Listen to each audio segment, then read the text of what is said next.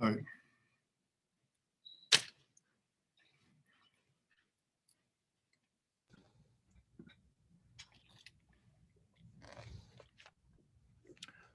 Okay, we have Coach Brannen here now. Coach, if you'll make a statement, we'll go ahead and take questions after that. Obviously, really good win. Finally, when the last time we had a double-digit lead late in the game, and but I want to start off with how proud I am of this team. People have no idea what we've experienced, what our guys go through on a daily basis, and I hear things like, "Well, what about other programs?" I'm not worried about other programs. Each young man has his own personality, his own things that they have going on in their life. And, we lost a big part of our team yesterday, coming off just an unbelievably emotional win on the road. And it shows the character in that locker room. It shows the toughness in that locker room. We may not show the physical toughness yet because we're really young, that I want to show when you wear that CPAW on your chest. But I think what's overlooked is the mental and the character and substance that is a level of toughness to come in when it's just not going their way. And it was a product tonight. So if you go back, come off COVID, 6-1 now, 4 straight, lose a big part of your team on the last second shot, get in at 3 o'clock in the morning, come out and have a 20-point win. Even last year off the Colgate game, come back, every time that this program and the young men in that locker room have had adversity, they always come right back. Houston, 38-point loss. Everything's falling in. Go to Tulsa, back-to-back road games, get a victory. So you can't have that without toughness. That doesn't happen without toughness. It doesn't.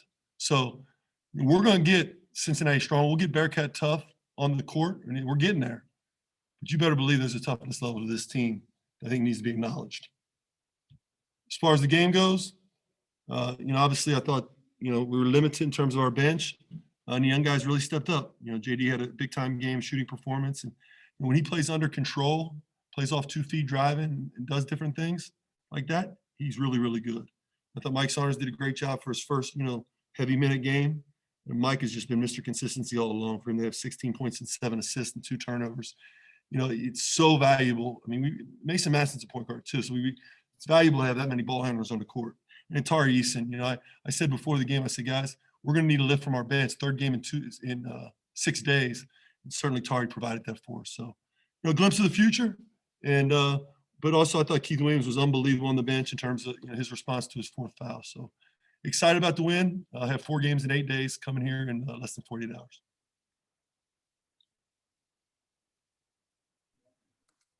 Coach, tied at 62. Was there anything you said at that under 8 stop for the team when you kind of went to that young lineup, or did you feel the energy change?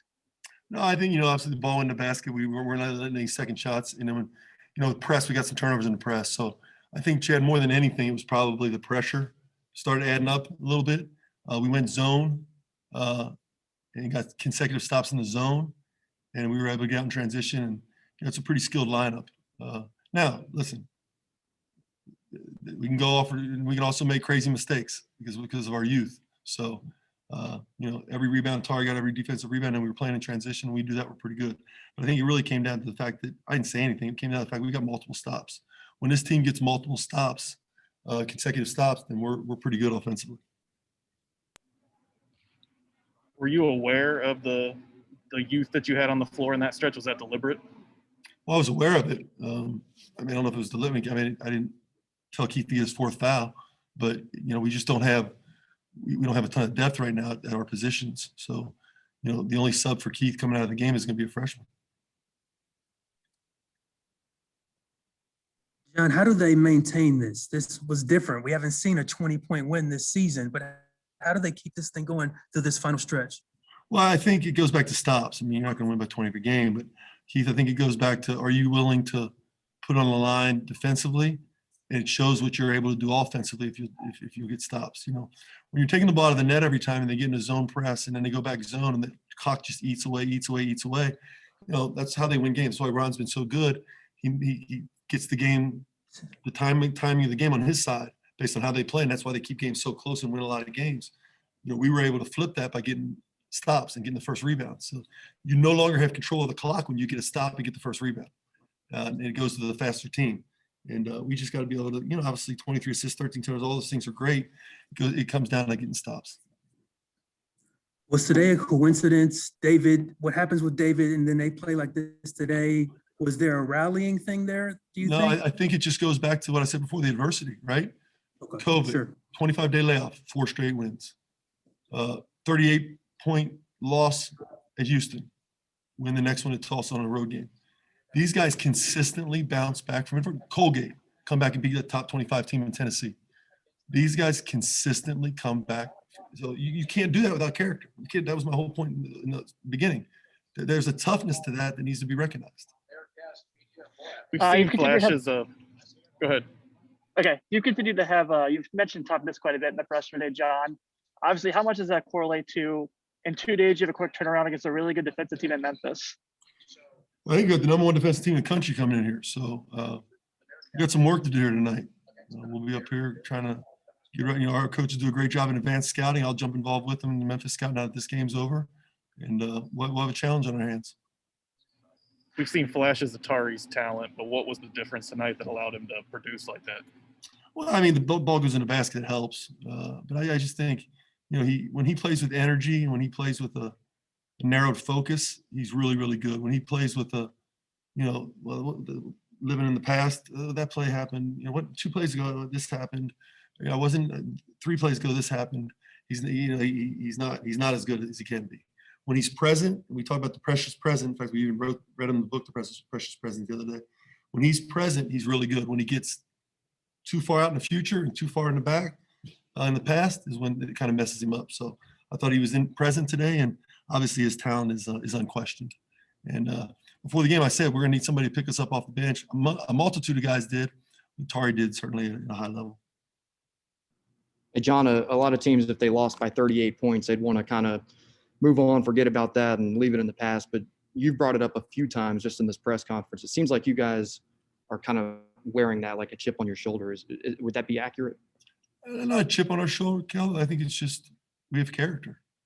When you stand in front of a team and it's not going well, okay? Or you stand in front of your staff and it's not going well, you better have character walking through that door that next day. Because the poor me's will come. Oh, poor me, I got to go through this. Because as a coach, you're not going to get it out of them unless you have grit, toughness, and a character about you. And you're just not.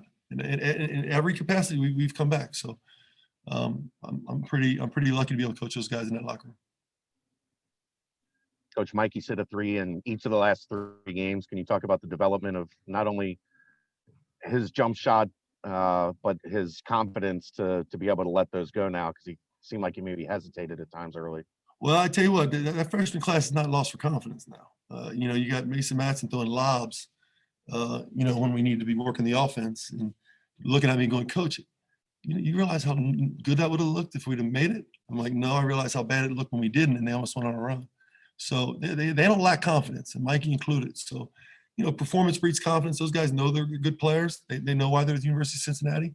And I mean, how much fun is it going to be to watch a guy like Mike Saunders get better over the next few years?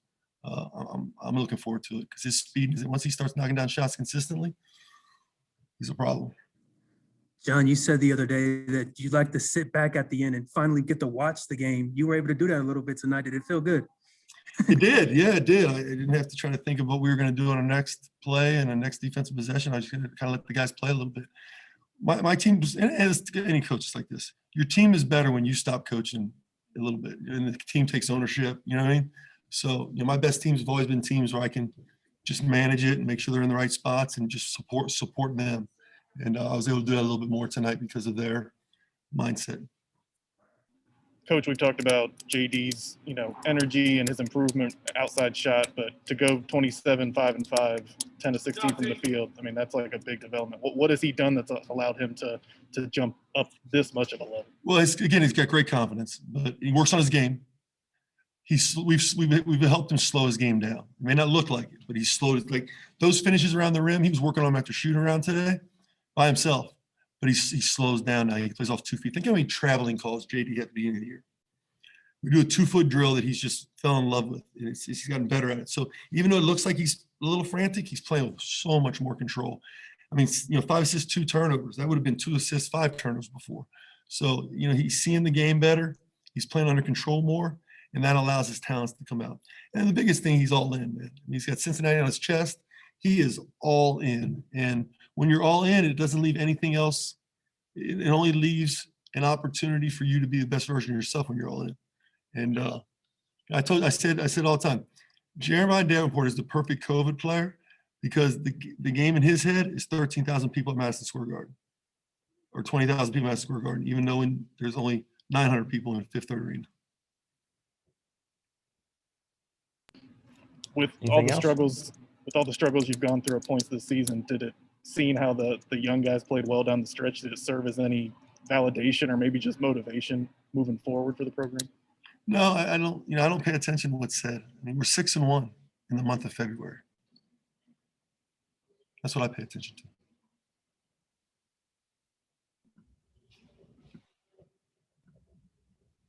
All right. Thanks, everyone. Thanks, Thanks, guys. Coach.